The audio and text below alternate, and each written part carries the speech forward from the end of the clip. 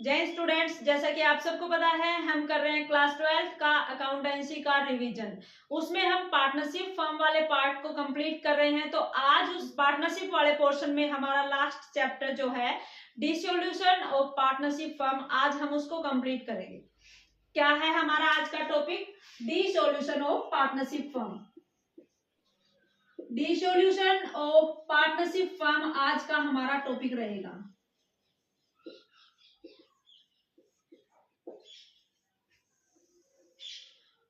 Dissolution of partnership firm का क्या मतलब है कि अभी तक हमने जितने भी चैप्टर किए हैं, जो हमारा पहला चैप्टर था फंडामेंटल्स के बारे में बता रहा था कि पार्टनरशिप होती क्या है, पार्टनर्स जो है हमारे आपस में जब मिलकर काम करना शुरू करते हैं तो उन्हें क्या क्या कंडीशंस है वो फॉलो करनी पड़ती हैं। और उसके बाद हमने किया था कि उनमें किसी भी तरीके का कोई चेंज हो जाता है, उनमें मतलब पार्टनरशिप में कोई चेंज हो जाता है, जैसे या तो अपना प्रॉफिट शेयर करने का रेशो वो चेंज कर लेते हैं, या पहले जितने पार्टनर काम कर रहे थे उनमें कोई नया पार्टनर ऐड हो जाता है, या किसी पार्टनर की हमारे की डेथ हो जाती है, या कोई पार्टनर रिटायर हो जाता है। तो उस टाइम पर हमारी सिर्फ पार्टनरशिप जो है वो खत्म हो रही थी। पुराने पार्टनर्स के बीच में पुरानी पार्टनरशिप जो है वो खत्म हो रही थी जब कोई एडमिट या रिटायर हो रहा था तो, और नए पार्टनर के साथ जो है वो नई पार्टनरशिप हम शुरू कर रहे थे। लेकिन आज हम क्या बात कर रहे हैं कि हमारी पार्टनरशिप फर्म का डिसोल्यूशन हो रहा है। बेटा, पार्टनरशिप फर्म के डिसोल्यूशन का क्या मतलब है कि फर्म जो फर्म हमारी काम कर रही थी ना, वही फर्म पूरी तरह से समाप्त हो जाएगी। समापन, डिसोल्यूशन का मतलब होता है समापन, खत्म होना, मतलब पूरी तरीके से। अभी तक हमारी सिर्फ पार्टनरशिप, अभी तक हमने जितना भी पढ़ा है उसमें पार्टनरशिप, पुरानी पार्टनरशिप खत्म होकर नई पार्टनरशिप शुरू हो रही थी। यहाँ पर पूरी फर्म का डिसोल्यूशन हो जाएगा। इसका मतलब क्या है कि पार्टनर जो काम कर रहे थे वो काम ही हमारा पूरी तरह से बंद हो जाएगा। तो ऐसी सिचुएशन में हमें क्या करना पड़ता है कि हमारी फर्म जो होगी वो क्या करेगी, फर्म डिसोल्यूशन के टाइम पे सबसे पहले अपनी सारी एसेट्स जो हैं उनको बेच देगी। ठीक है, एसेट्स बेचने के बाद जो भी पैसा यहाँ से प्राप्त होगा उससे हम क्या करेंगे, अपनी लायबिलिटीज जितनी भी हैं उनको पे ऑफ करेंगे। और लायबिलिटीज सबसे पहले हम कौन सी पे करेंगे? आउटसाइड लायबिलिटीज पे करेंगे। आउटसाइड लायबिलिटीज का क्या मतलब है कि हमारी फर्म है, हो सकता है उसने किसी बैंक से लोन ले रखा हो, कोई फाइनेंशियल इंस्टीट्यूट हो उससे लोन ले रखा हो, किस कहीं से भी उसने पैसा जो है उधार के तौर पर ले रखा हो, तो सबसे पहले अपनी एसेट्स बेचकर उसे उन लायबिलिटीज को पूरा करना होता है।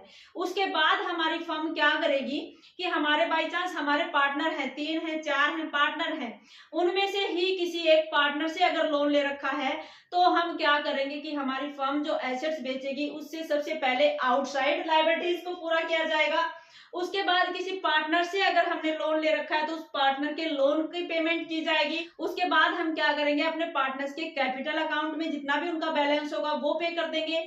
उसके बाद भी हमारी फर्म के पास अगर कुछ पैसा बचता है तो वो हमारे पार्टनर का प्रॉफिट शेयर करने का जो रेशो है उस रेशो में हमारे पार्टनर्स को वो प्रॉफिट के तौर पर पैसा डिस्ट्रीब्यूट कर देंगे। हमने पीछे जो चैप्टर किए हैं, या तो हमारे रेशो में चेंज हो रहा था प्रॉफिट शेयर करने के, या हमारा पार्टनर एडमिट हो रहा था, या हमारा पार्टनर कोई रिटायर हो रहा था, तो हम क्या कर रहे थे कि हमारा कोई जो नया प्रॉफिट शेयर करने का रेशो था उसको कैलकुलेट कर रहे थे, या फिर हमारी गुडविल है हम उसको एडजस्ट कर रहे थे कि कौन पार्टनर हमारा एडमिशन या रिटायरमेंट के टाइम पर, या जो प्रॉफिट शेयर करने का रेशो चेंज होते टाइम गुडविल कौन पार्टनर देगा और कौन सा पार्टनर हमारा गुडविल का पैसा प्राप्त करेगा, ये कर रहे थे। या फिर कोई रिजर्व या फिर कोई हमारा एक्यूमुलेटेड प्रॉफिट थे हम उनको ट्रांसफर कर रहे थे पार्टनर्स की कैपिटल में, या फिर हम क्या कर रहे थे, रिवैल्यूएशन अकाउंट बना रहे थे। रिवैल्यूएशन अकाउंट में हम क्या कर रहे थे, अपनी सभी एसेट्स एंड लायबिलिटीज को रिवैल्यूएट करके देख रहे थे कि हमारी जब पार्टनरशिप खत्म हो रही है तो उस टाइम पर हमारी एसेट्स या लायबिलिटीज की वैल्यू कितनी है। जो जैसे रिटायरमेंट के टाइम पे गेन करने वाले पार्टनर हैं, या एडमिशन के टाइम पे हमारे सेक्रीफाइस करने वाले जो पहले से एग्जिस्ट पार्टनर हैं, उनके कैपिटल अकाउंट में इनका पैसा हम क्या कर रहे थे, ऐड कर रहे थे।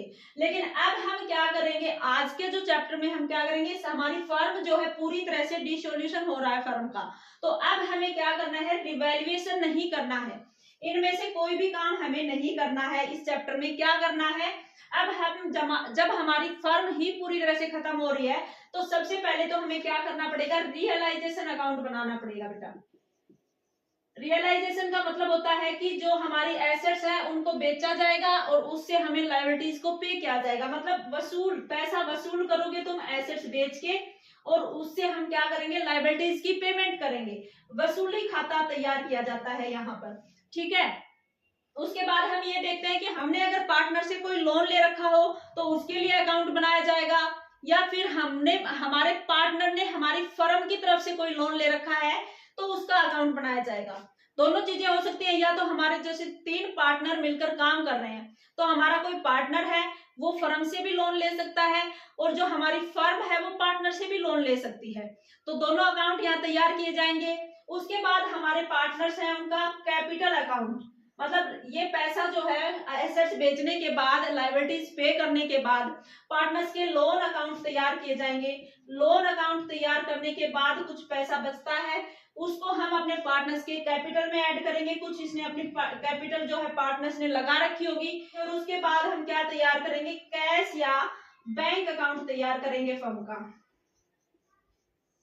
क्योंकि अब हम क्या करेंगे, पहले वाले जो चैप्टर थे उसमें तो हम क्या कर रहे थे, पार्टनर्स की कैपिटल में पैसा जोड़ते जा रहे थे। जो भी उन्हें रिवैल्यूएशन से, कोई रिजर्व से या कोई गुडविल अगर पार्टनर के कैपिटल में ऐड हो रही थी, पैसा अगर गुडविल का मिल रहा था तो उसके कैपिटल में ऐड करते जा रहे थे।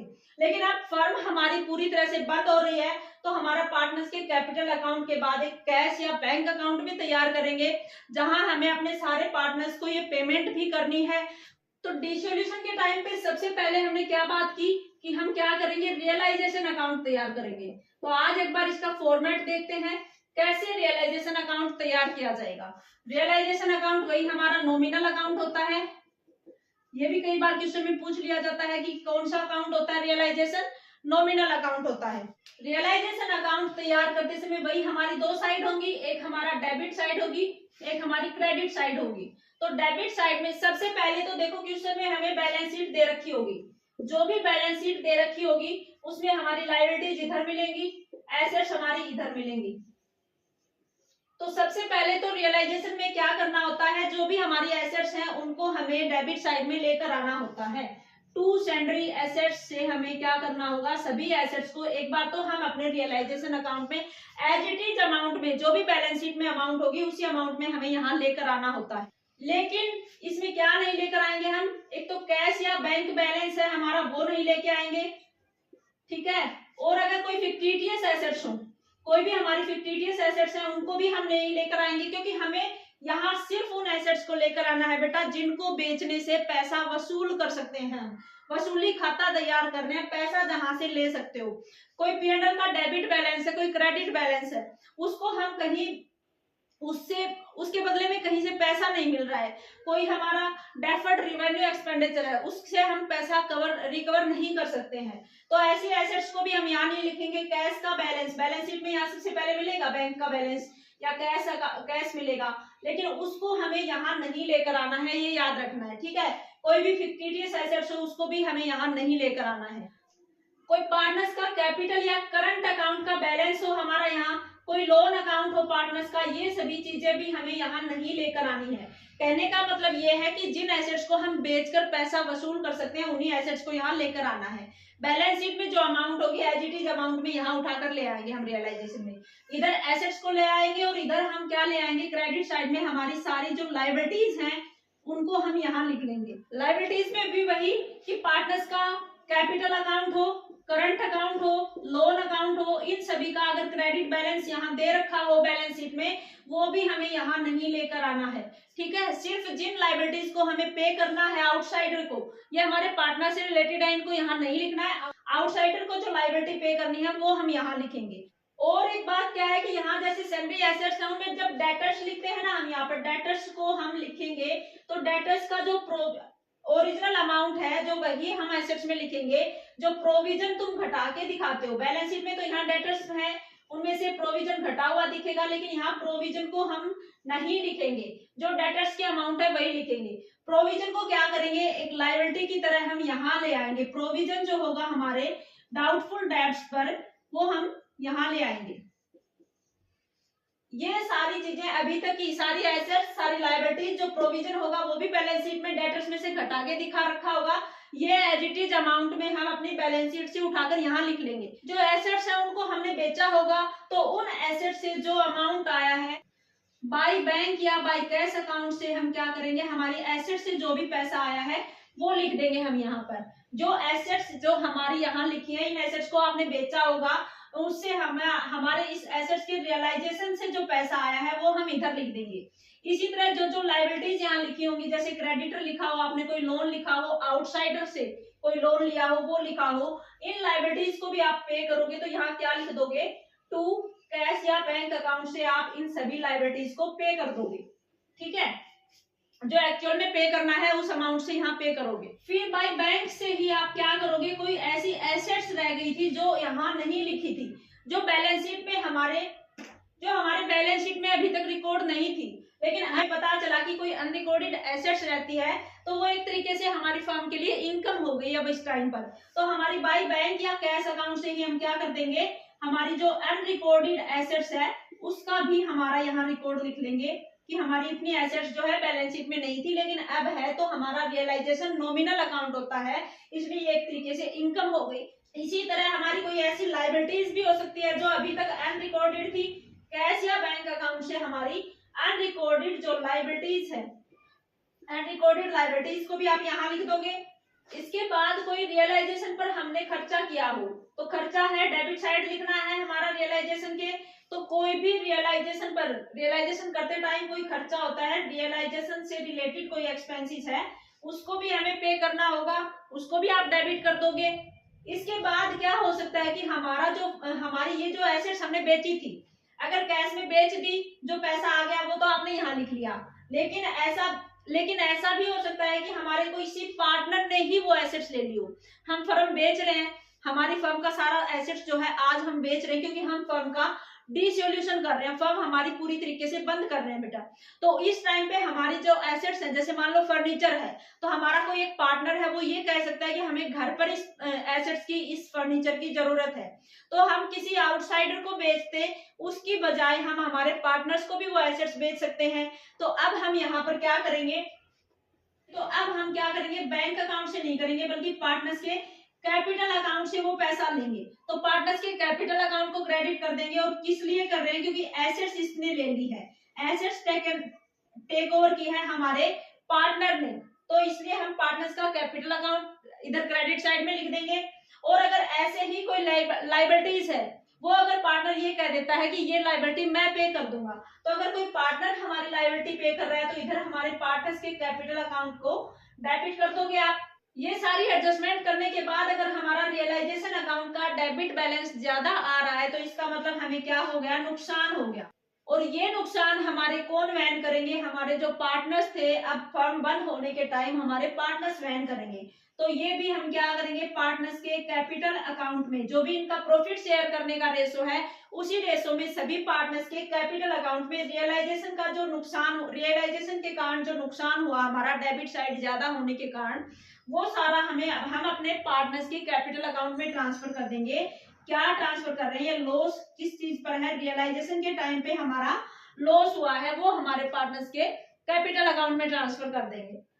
और इसी रियलाइजेशन से यदि ये क्रेडिट साइड यहाँ तक का हमारा बैलेंस जो है इस बैलेंस की तुलना में ज्यादा आया है, मतलब क्रेडिट बैलेंस हमारा ज्यादा है, तो हम क्या कर देंगे, हमारी फर्म को क्या हुआ है, प्रॉफिट हुआ है, और ये प्रॉफिट हम अपने पार्टनर्स के कैपिटल अकाउंट में प्रॉफिट शेयरिंग रेशो में ट्रांसफर कर देंगे, सभी जितने भी पार्टनर होंगे उनके कैपिटल अकाउंट में। और क्या हुआ है, ये हमें गेन हुआ है, किस चीज पर, रियलाइजेशन पर गेन हुआ है।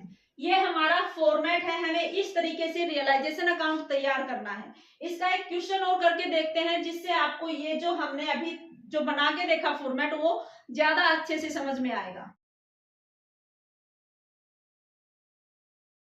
इन सभी इंफॉर्मेशन के आधार पर अब हम सीखेंगे कि रियलाइजेशन अकाउंट कैसे तैयार करना है। क्या क्या है हमारे पास, बैलेंस शीट दे रखी है, उसमें cash, debtor, stock, machinery, land building की ये अमाउंट है।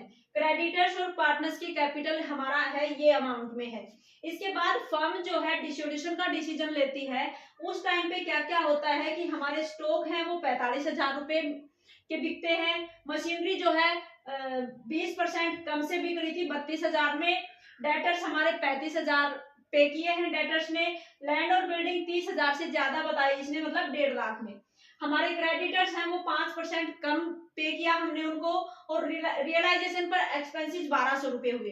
इन जो इंफॉर्मेशन के आधार पर हमें बनाना है रियलाइजेशन अकाउंट। जो अभी हमने फॉर्मेट सीखा उसमें हमने क्या किया था, ये हमारा डेबिट साइड, ये क्रेडिट साइड। डेबिट के पार्टिकुलर्स हो जाएंगे, यहाँ डेबिट की अमाउंट हो जाएगी, और यहाँ क्रेडिट साइड के पार्टिकुलर्स और अमाउंट हो जाएंगे। तो सबसे पहले हमने क्या किया था कि जितने भी जो एसेट्स हैं उनको एज इट इज हम डेबिट साइड लेकर आएंगे।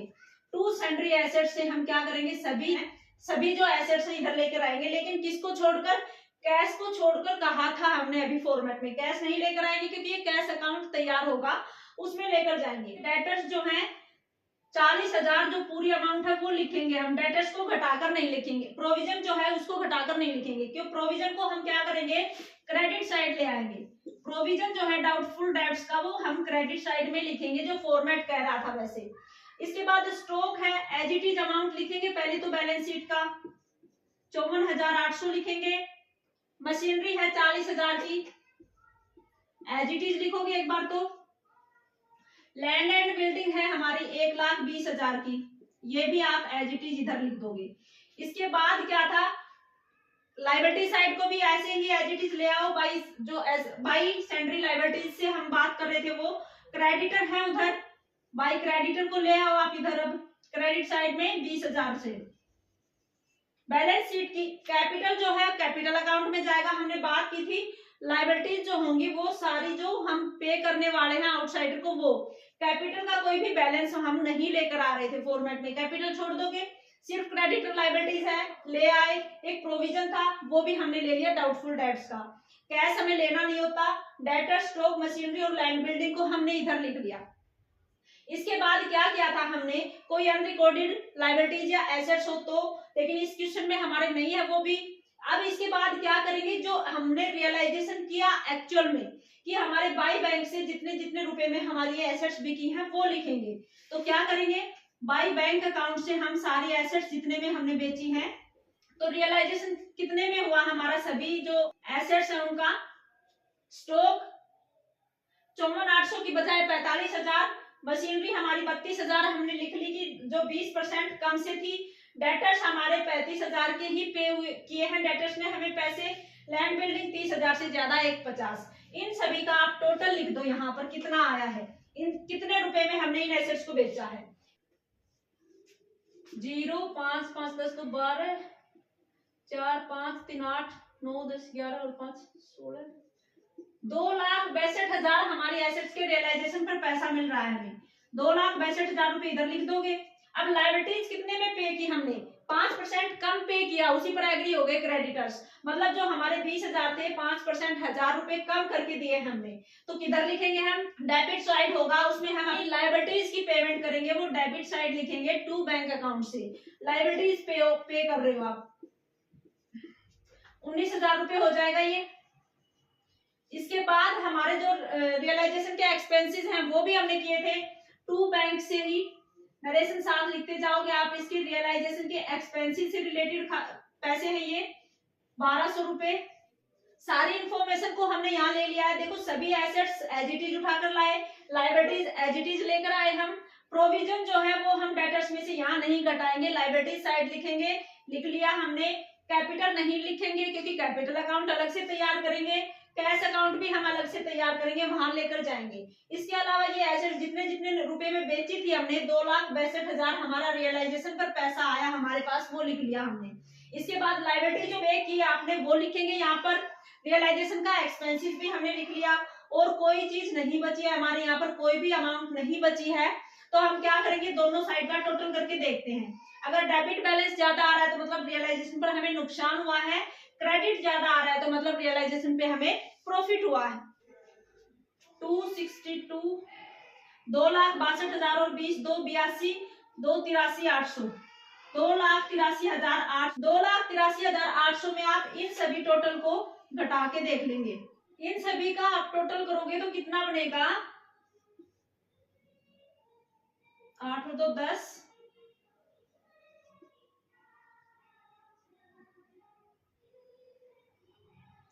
2,75,000 रुपए इन सभी का टोटल बन रहा है। 2,83,800 हमारा इधर आ रहा था, तो 2,83,800 में से आप 2,75,000 जब घटाओगे 8,8800 रुपए हमारा क्या आ गया, हमारा प्रॉफिट आ गया रियलाइजेशन पर।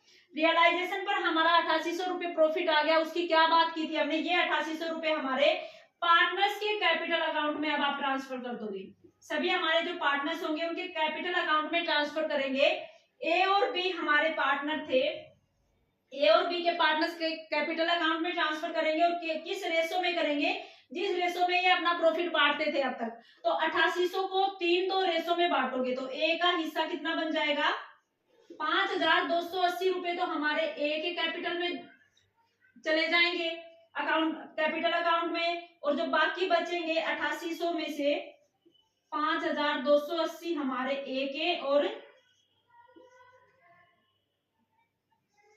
3,520 रुपए हमारे बी के कैपिटल में। रियलाइजेशन के कारण जो पैसा बचा हमारा, प्रॉफिट जो हुआ हमें रियलाइजेशन पर, जो पर वो हमारा 8,8800 रुपए हुआ, जो 3 रेशो जो हमारे पार्टनर्स का दे रखा था प्रॉफिट डिस्ट्रीब्यूट करने का, उस रेशो में हमने बांट दिया।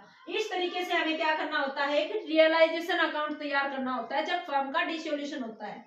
इसके अलावा जो कैपिटल अकाउंट बनेगा, लोन अकाउंट बनेगा, कैश अकाउंट या बैंक अकाउंट बनेगा, वो हम सीखेंगे नेक्स्ट वीडियो में। तब तक के लिए bye bye, have a nice day.